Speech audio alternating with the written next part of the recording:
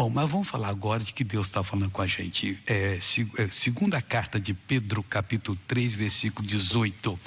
Nós temos que ter uma fome. Se você não tem pela palavra de Deus, peça para Deus dar. Igual quando você está com desejo de comer certa comida, você faz qualquer coisa, gasta qualquer dinheiro para ir em qualquer restaurante.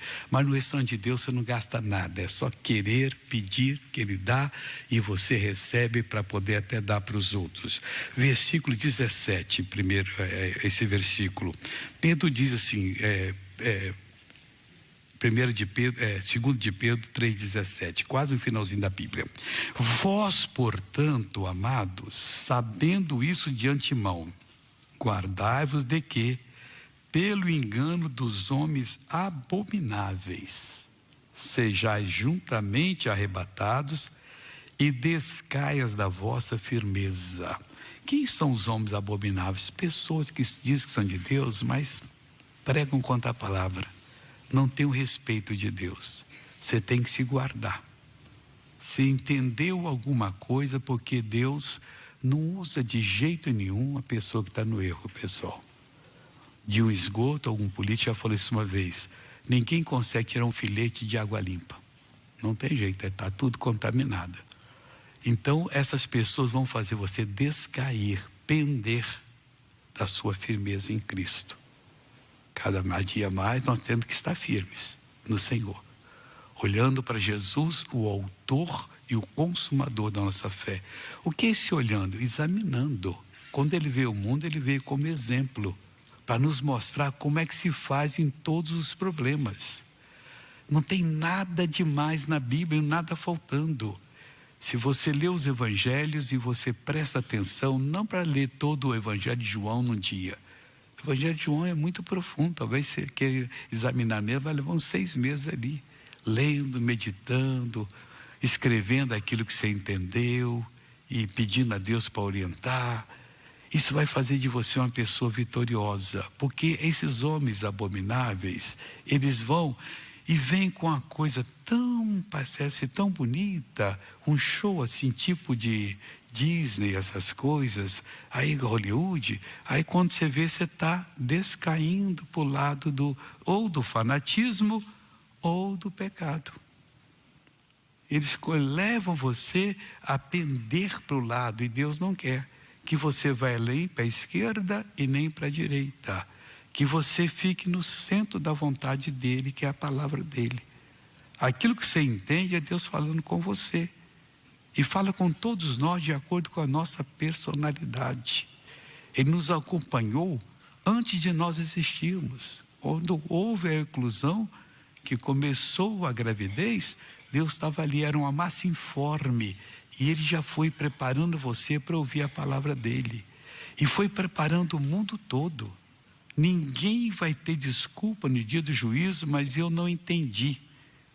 Nem aquele que nunca ouviu o evangelho, porque lá Deus também está. Deus o protege, Deus o guarda. Poxa, me livrei por pouco.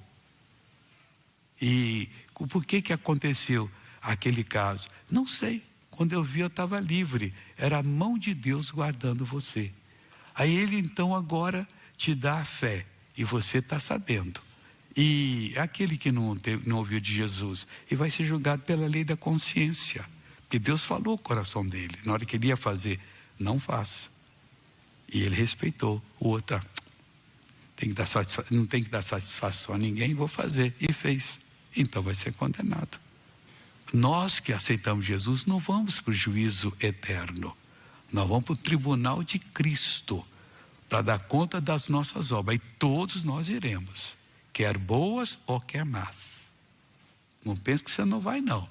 E ali vai ser mostrado até a intenção do nosso coração. E aí, se eu posso ser jogado fora de lá, não sei, mas que tem uns que vão ser açoitados, vão ser. Jesus falou disso. Leia o evangelho, não fica na palavra dos homens, não. Aquilo que Deus fala, você não pode deixar que pendam você para um lado nem para o outro. Com Deus, você sempre vai vencer. Portanto, vós, portanto, amados, sabendo isso de antemão, está avisado. Guardai-vos de que, pelo engano dos homens abomináveis, sejais juntamente arrebatados e descaídos da vossa firmeza. E muitas vezes os homens abomináveis são pessoas que falam até contra Jesus, mas você gosta do que eles falam, do discurso deles, e mas ele gosta de fazer isso, o que eu posso fazer? Você vai concordar com o diabo ou concordar com Jesus? Olhe para Jesus, o autor e o consumador da sua fé, que você vai ser abençoado. O nosso Deus é muito bom e Ele faz coisa bonita. Vamos agora para 1 Samuel, aqui eu já falei de Pedro, capítulo 20. Meu irmão, tem um estudo aqui muito bonito. Você sabe que o rei Davi, não era rei, quer dizer, era um jovem lá de Israel, que tinha vencido o gigante Golias, foi alegria, e ele então era um homem muito usado por Deus. As guerras ele fazia. De repente o rei Saul recebeu um demônio nele e ficou com ciúme do Davi, que o Davi ia ser rei de Israel. Nisso ele não estava errado. E ele queria passar o reinado para o filho dele, o Jonatas, que o inglês é Jonathan. Eu estava lembrando do nosso pastor que teve conosco há um tempo atrás aqui, que chamava Jonathan, Jonatas. E o Jonatas, ele fez uma amizade com Davi. Mas pelo que aconteceu aqui, o Davi teve que puxar a memória dele. O pai dele um dia em casa pegou a lança e jogou no Davi. O Davi saiu fora, pegou de novo, jogou no palácio lá. Ela encravava nas paredes e o Davi se mandou. Aí depois,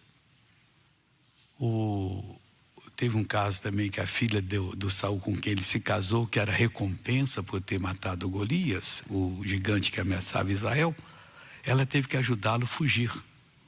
E colocou até umas coisas na cama. O pai ficou muito bravo, porque ele que foi lá para matar o marido dela. Aí o Davi foi procurar o profeta Samuel, e o Saul disseram para ele, vai para lá. O Davi fugiu. Esse é o único jeito de falar com Jonatas agora. Aí o que diz aqui no capítulo 20? Eu só vou pegar um versículo para você, mas eu vou ler para você entender. Então fugiu Davi de Naiote em Ramá e veio e disse perante Jonatas: que fiz eu? Qual é o meu crime? E qual é o meu pecado diante de teu pai, que procura tirar a minha vida? Ele disse: tal não seja, não morrerás. Eis que meu pai não faz coisa nenhuma grande nem pequena, sem primeiro me dar parte. Porque, pois, meu pai me incumbiria esse negócio, não é assim. Então Davi tornou a jurar, quer dizer, foi assim, vou falar coisa séria agora? Vamos falar diante de Deus? Tornou a jurar. Ele estava ali, chamou a atenção do Jonathan. E disse assim: muito bem sabe teu pai que achei graça a teus olhos, pelo que disse. Não saiba isso, Jonatas, para que não se magoe. E, na verdade, eu não estou dizendo que o Jonas sabia, mas ele, pela conversa aqui, ele estava um pouquinho meio fraco com aquela amizade que eles tinham selado. Aí que eu vou chegar lá. Para que não se magoe, na verdade, vive o Senhor e vive a tua alma, que apenas há um passo entre mim e a morte. O amigo está querendo me matar. Está faltando um passo só. Lá no palácio, ele só não me pegou porque eu fui esperto e saí fora, mas a lança gravou. E saiu atrás de mim e foi agora lá em tal lugar. Aí o que acontece? E Jonas disse: o que disser a tua alma, eu te farei. Aí o Jonas caiu, porque ele falou com juramento, chamou na palavra. Vamos falar diante de Deus aqui, amigo. Coisa pesada.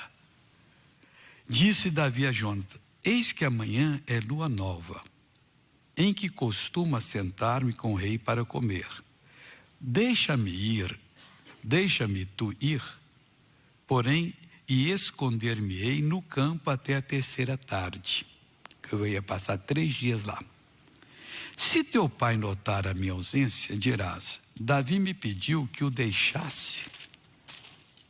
É um álibi que ele criou. Ir correndo a Belém, sua cidade, porque se faz lá o sacrifício anual de toda a linhagem, toda a família dele. Eles tinham essa coisa de fazer. Então todos eles se reuniam lá. Davi era o 8º filho. Os outros tinham filho, é tudo para casa do pai. E o Davi diga para ele que eu vou correndo daqui de Jerusalém até Belém, 107 quilômetros. Por isso que o Davi era um homem bom de guerra. Você correr 107 quilômetros, quer dizer, ele devia descansar, né? Eu vou chegar lá.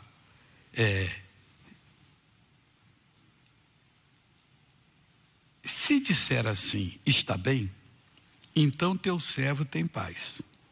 Porém, se muito indignar-se, sabe que já está inteiramente determinado o mal. Aí o Davi foi forte.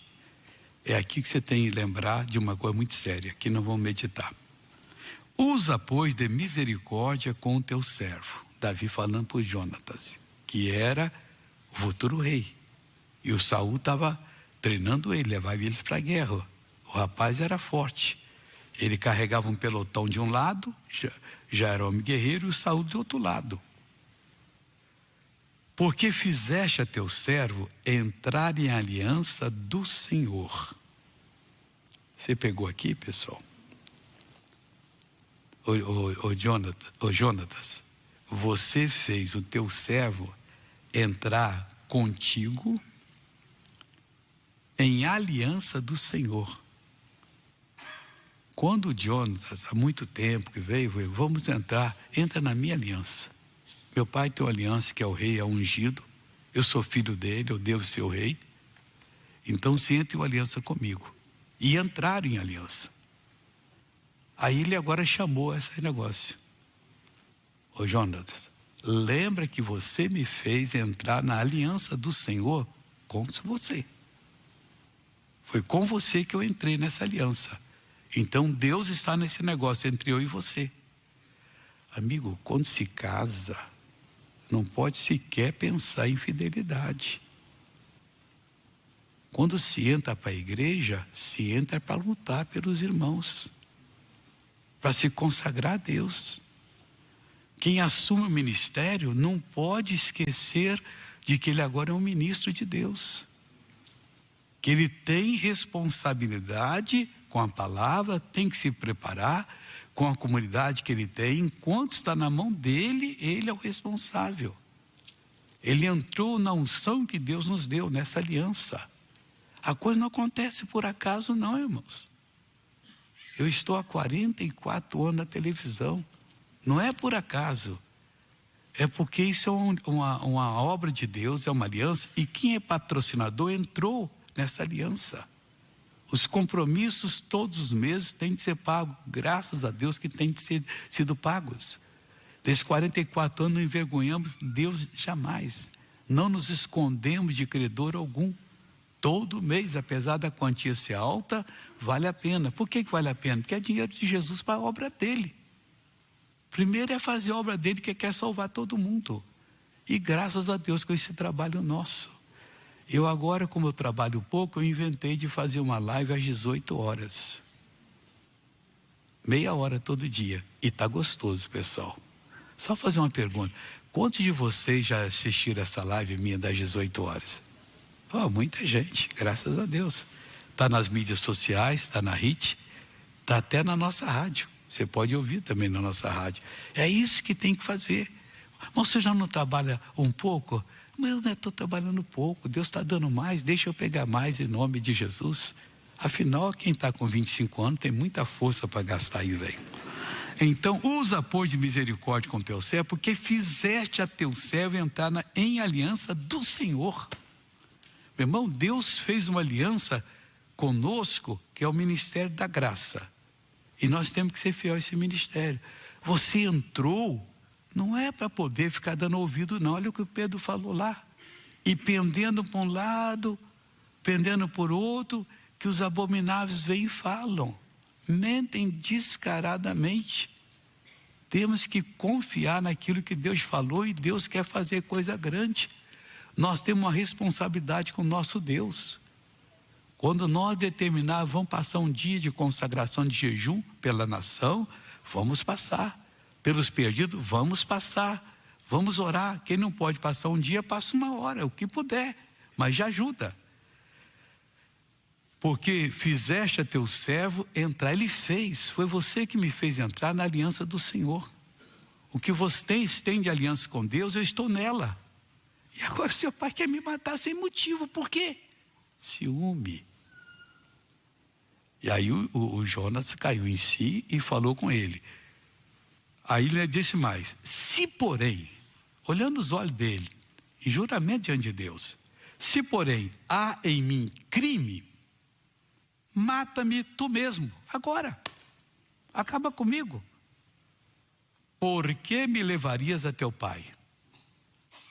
Aliança entre nós dois, você me chamou, fica comigo nessa. E depois, e tem mais coisas que ele falaram, depois, ou fica para outra mensagem. Depois, quando Jonas morreu, Davi fez justiça a eles. Quando Saul morreu, fez justiça.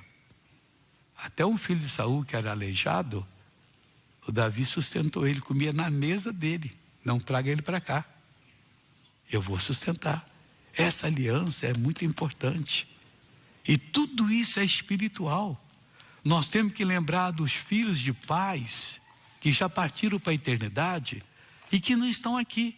Aprenderam a sagrada letra, mas os abomináveis fizeram-os pender para um lado, fizeram-os pender para outro e estão perdidos. Deus são nossos irmãos, visita-os, traga-os, segura-os. Nós vamos ser recompensados por essas orações. Isso é o que Deus quer de nós, pessoal. Deus não quer que você esteja, também não tem nada contra, com um carro zerinho, balançando a chave, como se fosse um galã. Não! Deus quer que você tenha muito mais do que isso, mas que você saiba e lembre-se que você está em aliança com Ele. Essa aliança protege, guarda, essa aliança faz maravilhas. Eu devia até mostrar para vocês, eu esqueci, talvez eu mostre no próximo programa. A pastora Yara, essa semana, ela e o marido quase morreram. Saindo da igreja, caiu uma árvore gigantesca em cima do carro deles, pessoal. E Deus não teve nem arranhão. É negócio lindo, pessoal. Essa aliança funciona. Quando orar, você pode abençoar Deus. Eu estou clamando os direitos de aliança com o meu povo, com os meus irmãos. E pronto, que a aliança é com o Senhor. Nós somos a aliança do Senhor, não é do homem. E Ele está em nós para fazer essa maravilha.